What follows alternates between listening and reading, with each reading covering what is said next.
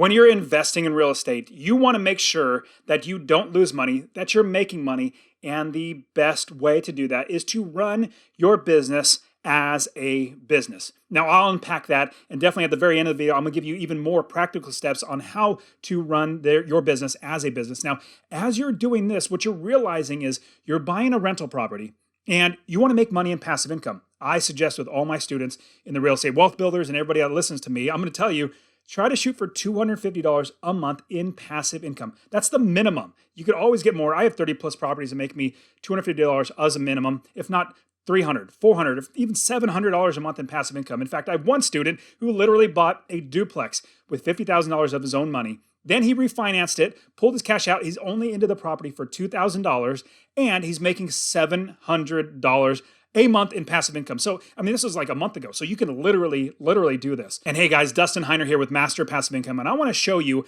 how you can quit that JOB, that just over broke job, by investing in real estate rental properties so you never, ever have to work a job again.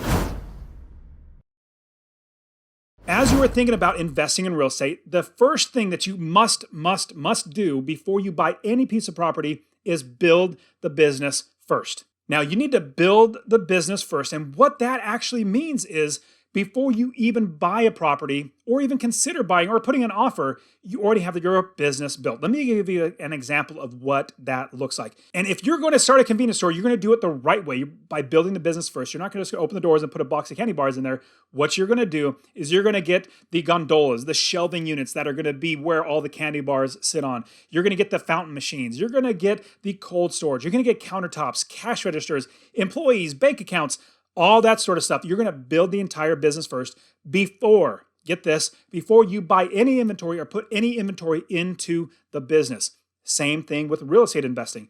What you need to do is you need to build the business first before you buy any properties. What that's going to look like is you're going to find an area of the country to invest. In fact, I love investing all over the country. My students in the real estate wealth builders community, they also invest all over the country. And building the business is finding property managers, realtors, contractors, inspectors, roofers, plumbers, electricians. You're finding every single person that's going to work in your business that are going to do the work as opposed to you finding after the fact. We want to be proactive as opposed to reactive. And if you're finding the right property manager, the right realtors, the right wholesalers, they're going to do the work for you and you will literally not be working. They're going to do all the work for you. And here's the great thing. You might be thinking, well, Dustin, how am I going to pay for all these people? Well, I got you covered there.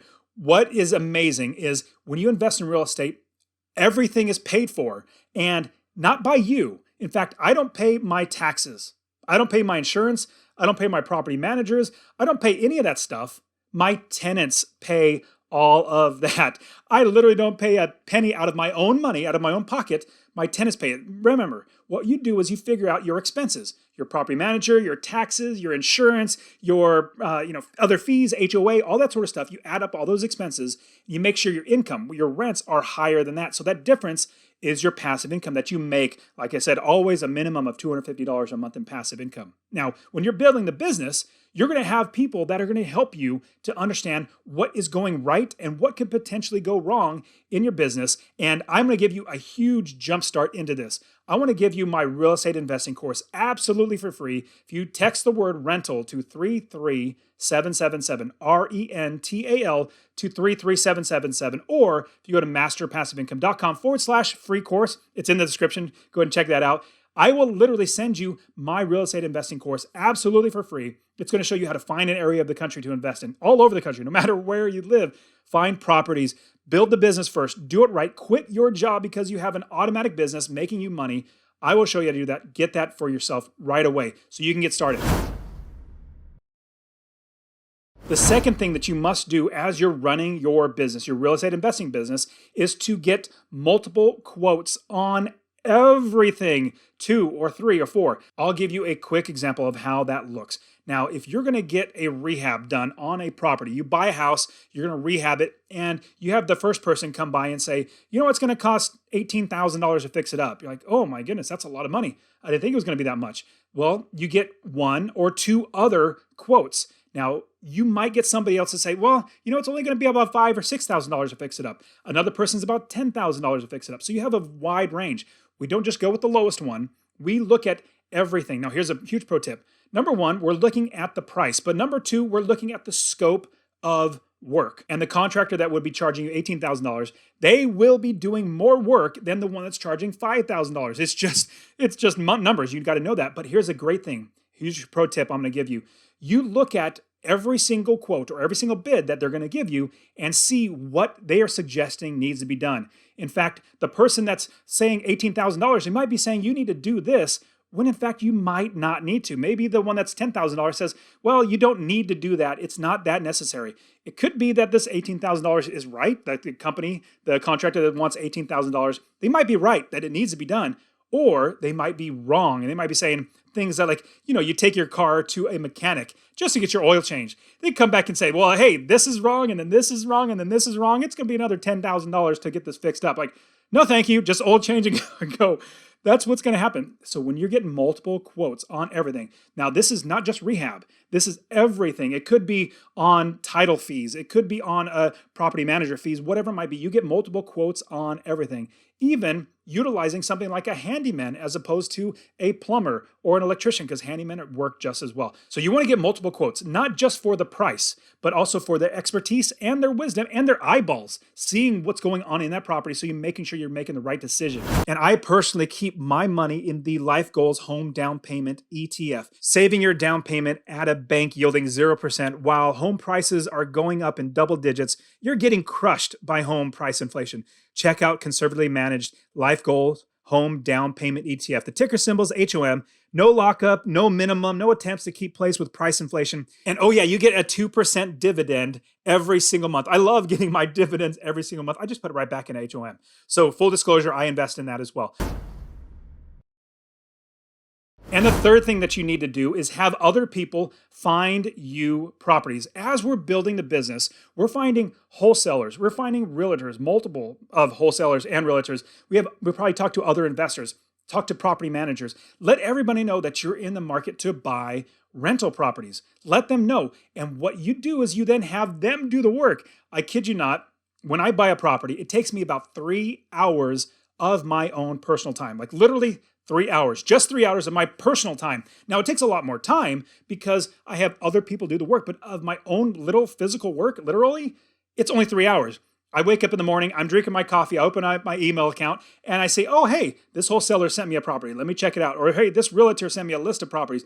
Let me check that one out. Or this property manager sent me a property that they are thinking about selling, or they have an investor that's selling.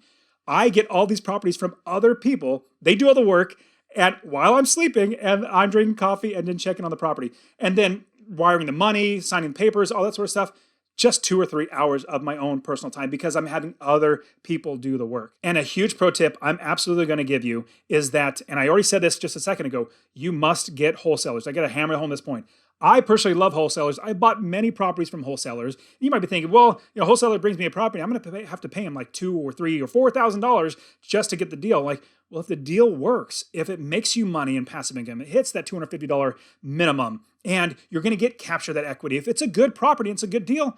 What does it matter? You're already going to be paying money to a realtor or something like that. Why not buy it from a wholesaler? Wholesalers work really hard. They find the seller and the buyer and they put them together. So what I suggest is getting wholesalers and having them do the work. That is a big pro tip I'm going to give you. Let me give you an even special pro tip on how to find wholesalers. Because you might be thinking, well, Dustin, how do I find wholesalers? You know what? I'm going to save that pro tip because I actually have an entire video showing you how to utilize wholesalers, how to find them, and all that sort of stuff. Check in the description for that wholesaler video where I literally show you as an investor how I find so many wholesalers. So check out that video as well. And the next thing you must do, in fact, the fourth thing that you must do is have business processes and business rules in your business. Every single one of my property managers, I tell them how to manage my properties. They might manage their properties differently for other investors, but how you manage my properties is exactly what I'm going to tell you. Now, I'll give you a quick example because there's many other things you got to tell them. One quick example is you tell them, your property manager, rent is due on the 1st. It's late after the 3rd. On the 4th, you put a 3-day notice if they haven't paid. And if they pay during that time, then you get a late fee if it's after the 3rd. And 3 days after that 3-day notice is finished, and it's now legal for you to actually go through the eviction process. If they haven't paid you, you literally go through the eviction process.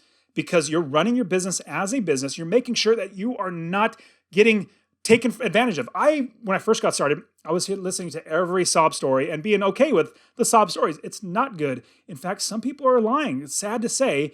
And I had many, many people lie to me. A lot of people telling the truth too, but I couldn't figure out which one's which. Like, are you lying or are you telling the truth? So instead, I made everything as specific as possible so that property managers knew exactly what to do on every single day. Remember, it's due on the 1st, late after the 3rd. The 4th, you put a 3-day notice on it. After those 3 days are up, you start the eviction process. So they know that. So that's one of many different things that you need to do and tell your property managers in order to do it right, because there are so many ways to do this business wrong. In fact, I love, and it's sad to say, but I love buying properties off of people who do the business wrong. Let's say they don't build the business first. They find a property that's going to, on paper, make them, I don't know, $100 a month in passive income. They realize they bought the wrong property. They didn't build the business first. They're not making enough money in passive income.